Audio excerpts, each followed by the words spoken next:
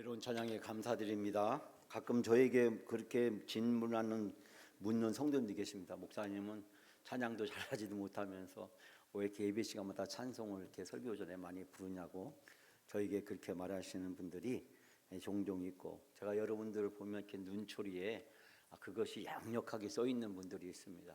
우리 목사님 찬양도 잘하지 못하는데 왜 저렇게 자꾸 찬양을 하실까, 도대체 이해가 되지 않는 그런 분들이 있으리라고 생각합니다. 제가 찬양을 해야 설교가 짧아집니다.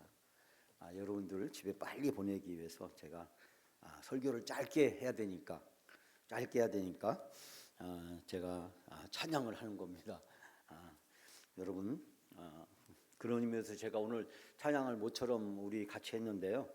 문들아 머리 들으라, 우리 옛날에 몇 년 전마다 우리가 많이 불렀는데 요 근래 와서 이 찬양을 안 했더니 이 찬양 부르는 법을 잃어버린 것 같아요. 우리가 이 찬양 벌써 나온 지가 한 25년 정도 됐잖아요. 아주 오래된 찬양. 우리가 부르는 찬양들은 다 행복 빼놓고는 다 20년 이상씩 된 우리 복음성가들이 아주 많습니다. 그런데도 어떤 성도님들은 그게 최신 복음성가인 줄 알고 굉장히 당혹해하는 분이 계신데, 사실 뭐 찬송가에 있는 우리 대부분은 옛날에 다 복음성가였잖아요. 200년, 300년, 400년, 500년 전에 심지어 루터 때 불렀던 이 복음성가가 지금 우리에게 찬송가로 그럴듯하게 불려지는 것을 보게 됩니다. 다 이 찬송가들이 과거 이제 복음성가를 불러주다가 은혜를 받아서 우리가 이제 찬송가의 자리를 차지하게 된 것을 발견하게 됩니다. 우리가 오늘 함께 본문 말씀 역대상. 여러분, 이 역대상하는요 이스라엘의 역사입니다. 그런데 이 역대상하를 보다 보면 이 열왕기상하고 비슷한데라는 생각이 들기가 쉽습니다. 열왕기상하도 이스라엘 남북의 왕들의 이야기인데 이 역대상하도 이스라엘의 왕들의 이야기가 아닌가라는 생각이 드는데요. 이 열왕기상하는 이 북왕국 그리고 남왕국의 왕들 19명과 20명의 왕들 이야기가 이 골고루 들어있다면, 이 역대상하에서는요 주로 남왕국 유다의 왕들의 이야기만 소개하고 있습니다.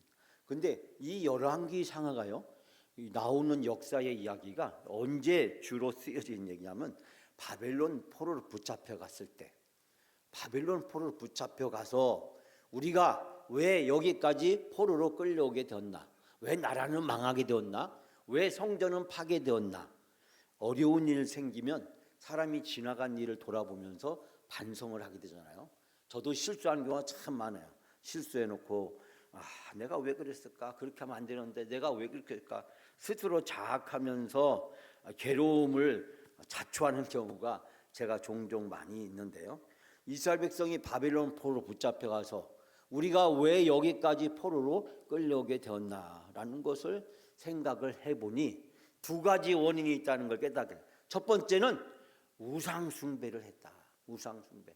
우리가 애굽에 나와서 하나님이 가나안 땅을 주시고 하나님이 이 나라를 세우도록 해주셨는데, 아니 떠돌이였고 노예였던 우리에게 하나님이 이제 가나안 땅의 주인으로 살아갈 수 있도록 축복해 주셨는데, 이스라엘 백성들이 하나님만 섬겨야 되는데 이 가나안의 바알신, 아세라신, 온갖 신들을 함께 섬기게 됩니다. 그 이유는 가나안 사람들 보니까 농사도 잘 짓고 장사도 잘하는 것 같아요.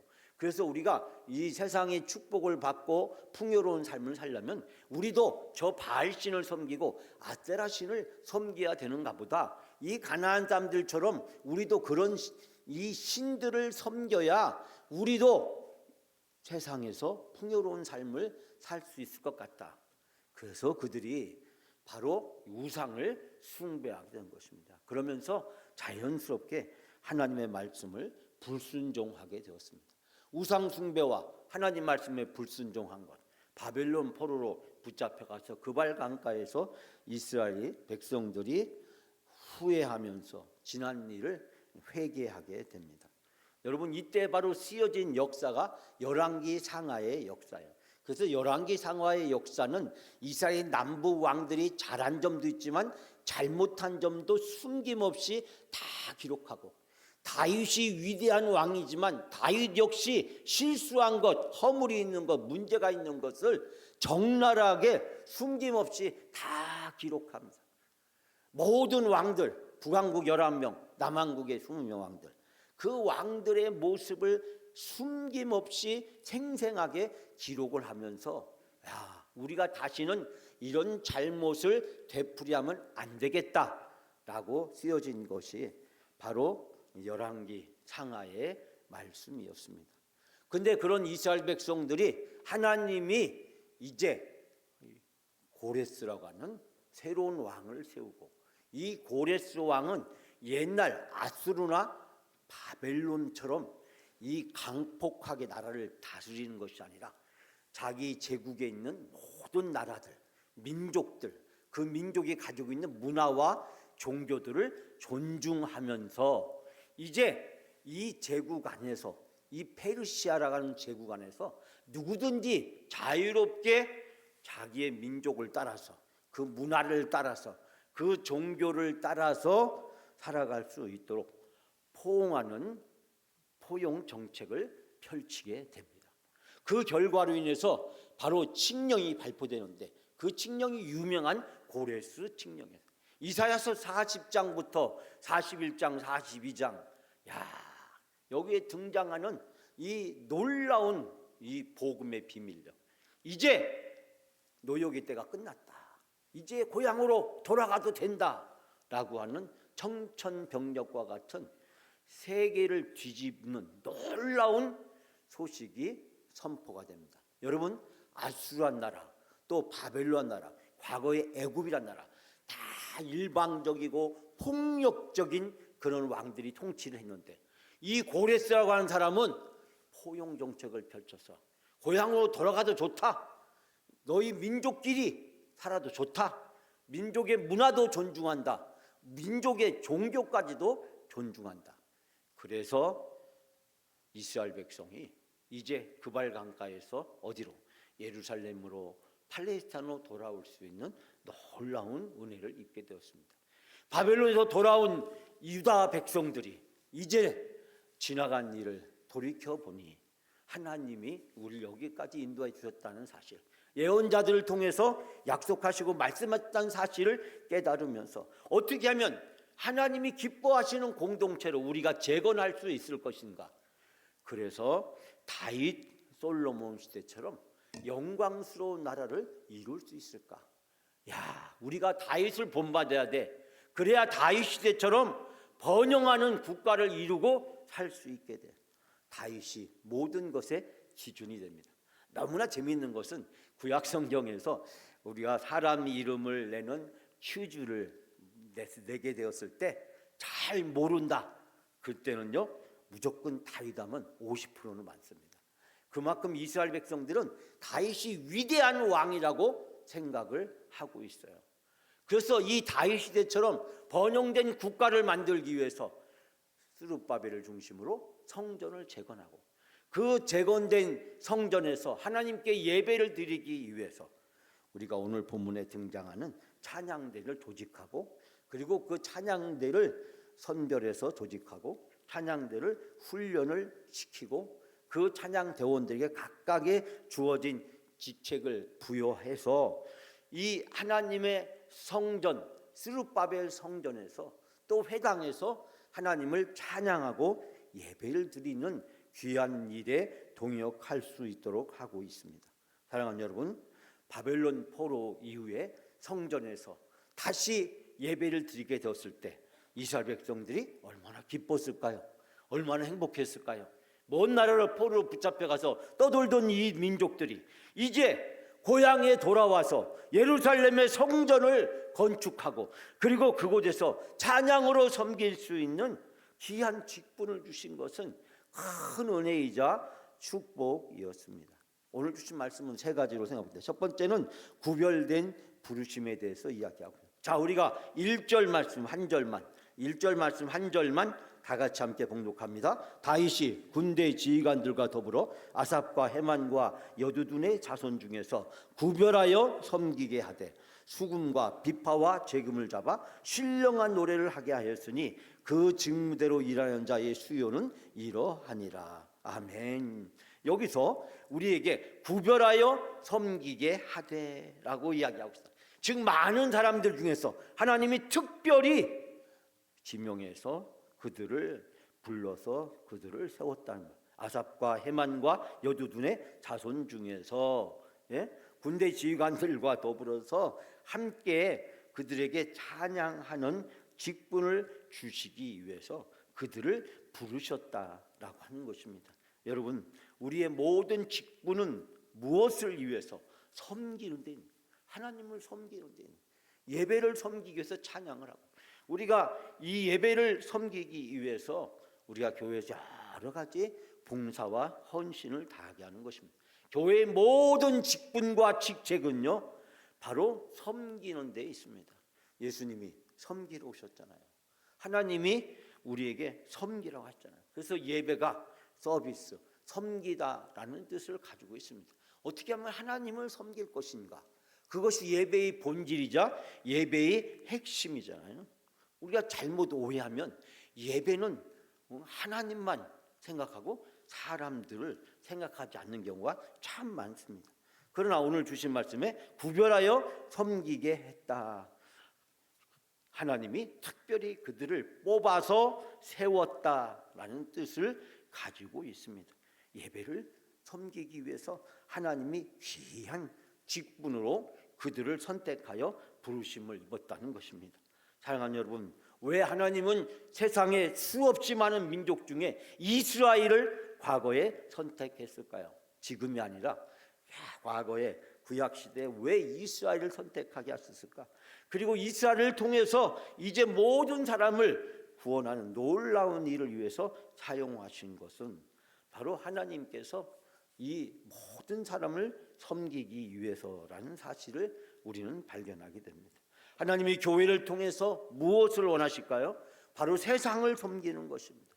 그러므로 우리는 교회에서 예배하면서 또 우린 교회에서 신앙생활하면서 봉사하면서 우리가 기억해야 될 것은 바로 교회는 섬기는 것이다. 그리스도인은 섬기는 것이다. 예수님이 우리에게 보여주신 삶, 바로 섬김의 삶이었습니다. 여러분, 모든 직분을 가진 자들이 기억해야 될 가장 중요한 것은 하나님을 섬기고 공동체를 섬기고 다른 사람을 섬기고 이 지역사회를 어떻게 섬길 수 있는 것인가. 섬김을 위하여 우리가 부르심을 받았고 섬김을 위하여 세우심을 입었다는 것입니다. 섬김이 없는 부르심은 그것은 거짓된 부르심이요, 섬김이 없는 모든 직분은 인간의 타락을 불러올 수밖에 없습니다. 사랑하는 여러분, 나에게 주신 은혜가 너무 크기 때문에 그 놀라운 은혜를 받은 우리들이 가정에서는 가족들을 섬기고 교회에서는 교인들을 섬기고 사회에 나가서는 우리가 만나는 모든 사람들을 아름답게 복음으로 그들을 섬기는 귀한 직분을 우리에게 주신 줄 믿습니다. 사랑하는 우리 할렐루야 찬양 대원 여러분, 그리고 우리 모든 우리 성도님들, 하나님께서 우리에게 섬김의 사명을 주시고 섬김을 위해서 직분을 주시고 섬김을 위해서 나를 세우셨다는 것, 하나님께서 나를 섬기는 일에 사용하기를 원하신다는 것, 여러분의 삶이 섬기는 귀한 삶이 되시기를 바랍니다. 그럴 때 행복한 인생이 활짝 열리고 하나님의 아들로 천국의 상속자로 이 땅에서 합당하게 살아가게 되는 것입니다. 예수님이 우리에게 보여주신 것처럼 오늘 주신 말씀처럼 나를 특별히 구별하여 섬기기 위해서 나를 선택하여 지명하여서 나를 불러주신 하나님의 은혜에 온전히 응답하는 여러분이 다 되시기를 주님의 이름으로 축복합니다. 두 번째는 찬양의 도구와 태도에 대해서 우리에게 이야기를 하고 있는데요. 자, 오늘 주신 말씀 여러 절 말씀이 있지만 그 중에서 우리가 2절 말씀 한 절만 다 같이 봉독합니다. 아삽의 아들들은 삭굴과 요셉과 느다냐와 아사라엘이, 이 아삽의 아들들이 아삽의 지휘 아래 왕의 명령을 따라 신령한 노래를 하며. 아멘. 2절 마지막 부분에 보니까 뭐라고 했어요? 왕의 명령을 따라 신령한 노래를 하며. 1절에도 보면 무슨 말이 있냐면요, 신령한 노래를 하게 하였으니, 3절에도 보면 뭐라고 되어 있냐면요, 수금을 잡아 신령한 노래를 하며. 직분을 통해서 우리가 신령한 노래를 하기를 원하신다는 것입니다. 신령한 노래, 무엇을 얘기할까요? 하나님을 선포하고 하나님을 드러내고 하나님이 하시고자 하는 선한 일을 나타내는 것입니다. 그렇기 때문에 오늘 1절, 2절, 3절에서 바로 하나님께서 구별하여 섬기게 된 그들을 통해서 무엇을 하기를 원하시느냐? 바로 신령한 노래를 하기를 원하신다는 것입니다. 다양한 악기들, 수금, 비파, 재금 등 여러 악기들을 우리에게 이야기합니다. 우리가 할 수 있는 모든 재능과 그리고 수단을 동원해서 하나님을 영화롭게 해야 될 귀한 직분이 우리에게 주어졌으니 그것이 바로 신령한 노래라고 이야기하고 있습니다. 신령한 노래는 자기를 위한 노래가 아닙니다. 하나님을 위한 노래예요. 공동체를 위한 노래예요. 다른 사람을 위한 노래입니다. 근데 놀라운 것은요, 이 신령한 노래가 나에게도 복이 되고 나에게도 은혜가 되고 나에게도 하나님의 뜻을 이루게 한다라는 뜻을 우리가 알 수 있게 됩니다.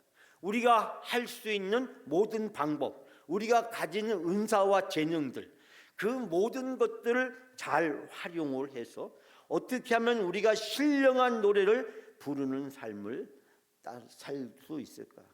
오늘 본문의 말씀을 보면 2절에 왕의 명령을 따라서, 그 다음에 이 1절과 3절도 각각 보게 되면요, 이 각자 자기 하고 싶은 되는 것이 아니라 명령을 따라서, 가르침을 따라서, 이 지도에 따라서 그들이 할 수 있는 모든 은사와 재주와 능력과 방법을 다 동원해서 신령한 노래를 부를 것을 이야기하고 있습니다. 사랑하는 여러분, 우리가 하나님의 영광을 위해서 쓰여진다는 것이 얼마나 축복된 일입니까?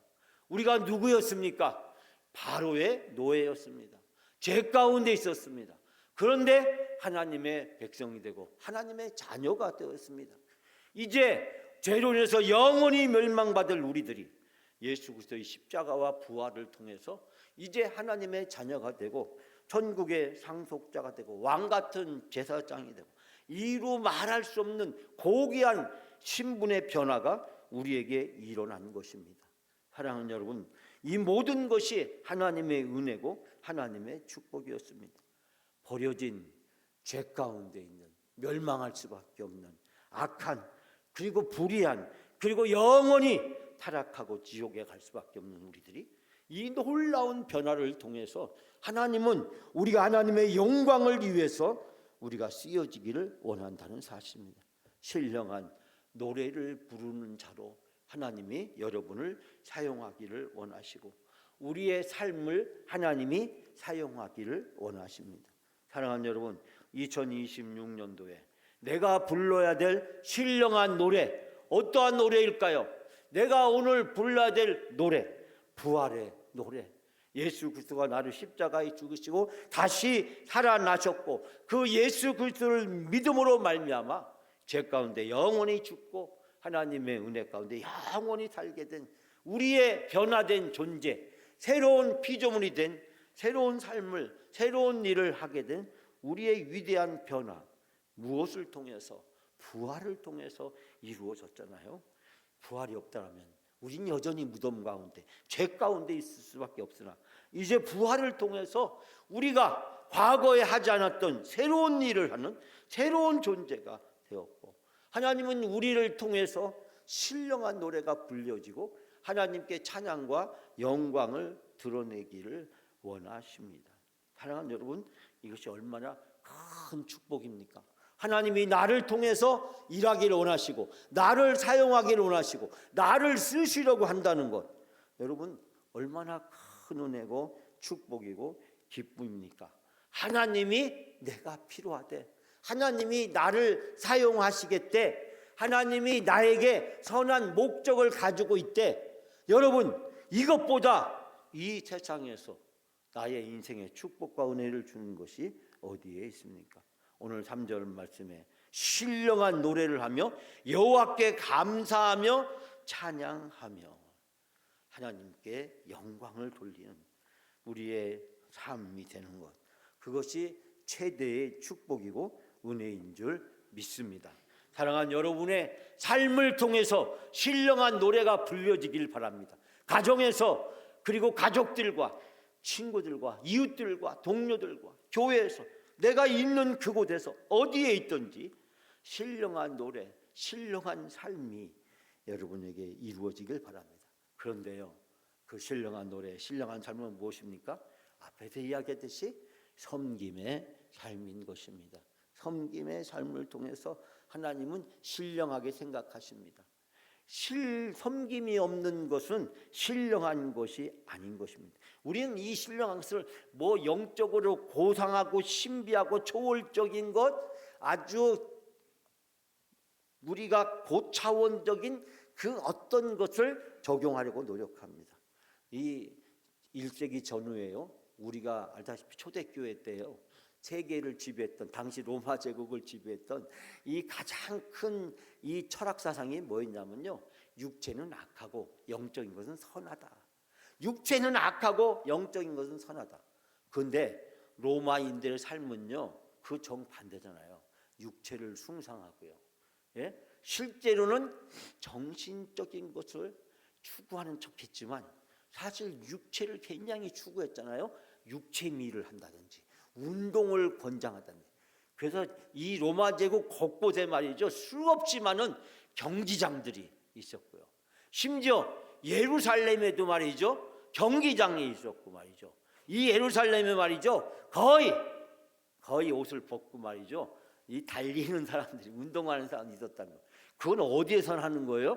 우리가 알고 있는 그리스, 저 그리스 로마에서 육체미를 강조하고 인간의 몸을 강조하는 그런 풍조에서나 가능한 것인데, 아니 놀라운 것은요, 이 팔레스타인, 이 예루살렘에도 말이죠, 그런 헬레니즘, 헬라의 문화가 아주 유행처럼 번지다 보니까 많은 사람들이 그곳에 빠져서 그곳을 추구하는 것이 유행이고, 그것을 추구하는 것이 성공이고, 그것을 추구하는 것이 행복이라고 생각하는 사상이. 그래서 도처에 이 로마의 경기장이 세워지고 스포츠 경기가 장려되고 육체를 숭배하는, 육체의 미를 뽐내고 드러내는 그런 헬레니즘 문화 속에서 살았다는 것입니다. 인간의 육체는 악하다고 하면서 오히려 현실에서는 정반대로 육체와 쾌락을 추구하는 일들이 당시 있었음을 발견하게 됩니다. 하나님의 이 영광은 육체를 악한 것으로 보지 않지만, 그러나 하나님은 그 모든 것을 통해서 선하게 섬김으로 우리가 쓰임받기를 원하십니다. 사랑하는 여러분, 하나님께 신령한 노래로 쓰임받는 여러분의 인생이 다 되시기를 주님의 이름으로 축원합니다.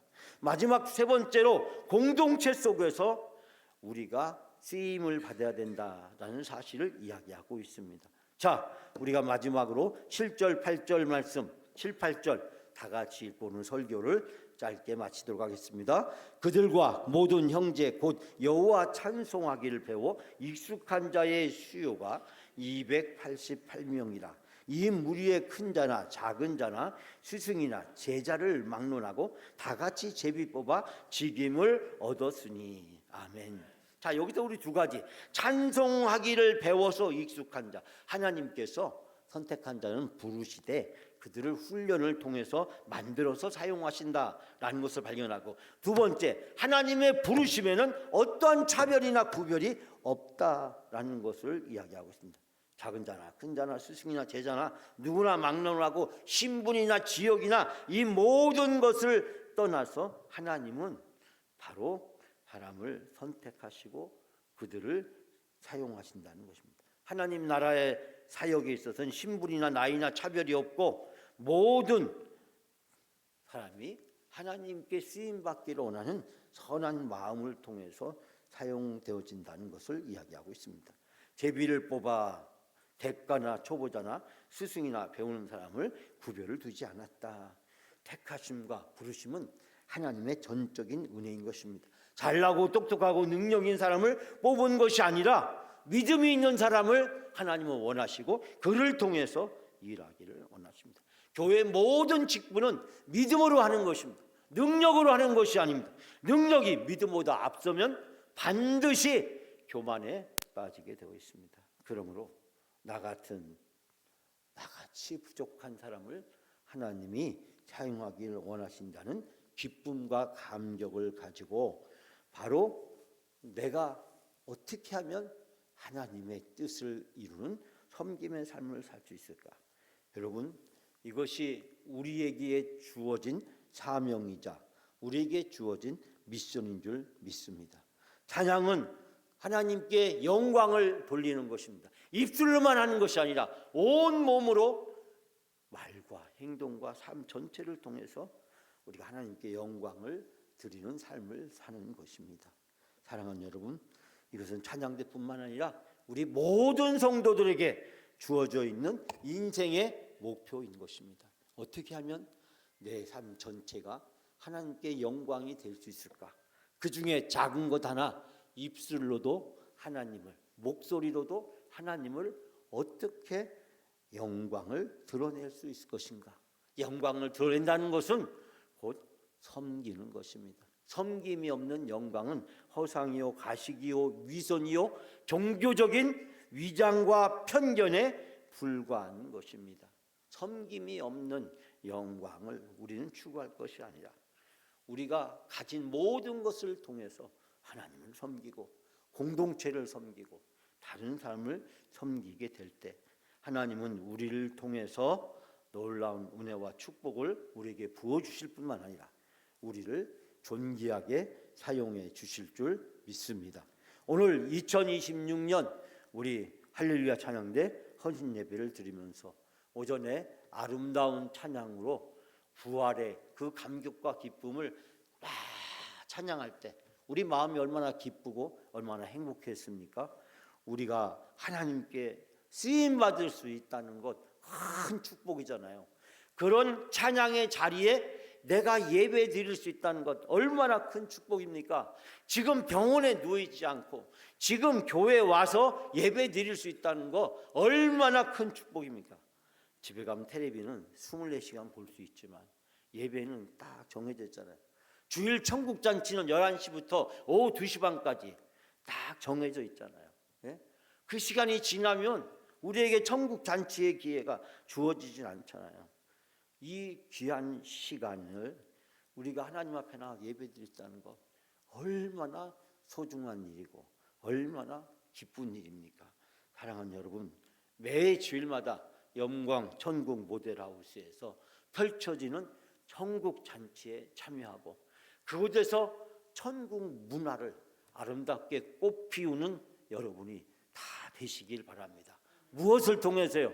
신령한 노래를 통해서 하나님께 영광을 돌리는, 하나님께 아름다운 섬김을 통해서 영광과 섬김 이 두 가지를 통해서 하나님의 선한 계획과 역사를 이루어 드리는 것, 그것이 우리 성도의 행복이고 성도의 삶이고 성도의 사명이고 성도의 기쁨인 줄 믿습니다. 2026년도에 이 귀한 사역에 하나님의 일에 사람의 일이 아니라 교회, 목사, 우리 각 기관과 부서 이 모든 것을 떠나서 하나님 일에 쓰임받는 여러분이 되시기를 주님의 이름으로 축복합니다.